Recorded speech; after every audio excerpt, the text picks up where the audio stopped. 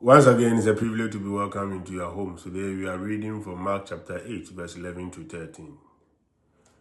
The Pharisees came forward and began to argue with Jesus, seeking from him a sign from heaven to test him.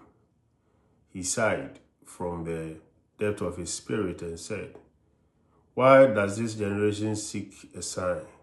Amen, I say to you, no sign will be given to this generation." Then he left them, got into the boat again, and went off to the other shore. Jesus is said to be tested by the Pharisees. They demanded a sign from heaven to test him. Mark had already said that Jesus was tested or tempted by Satan during his 40 days in the wilderness. Jesus was put to the test, not only at the beginning of his ministry, but throughout the course of it.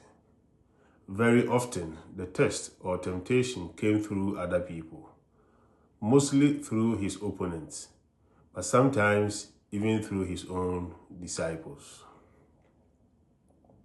On one occasion, Jesus addressed Peter as Satan because Peter had tempted him to take a path other than the one he knew he had to take.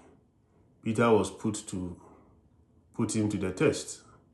From the time of his baptism to his death on the cross, Jesus was tested.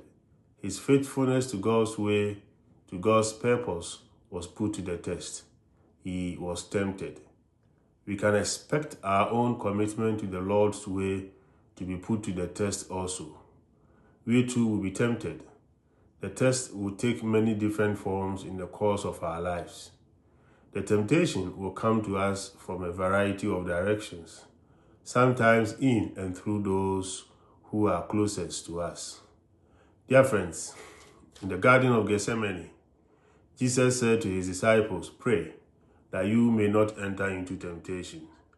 Jesus was indicating that our prayerful communion with God helps to ensure that we will remain faithful to God's ways when the test comes our way. Shalom. Peace.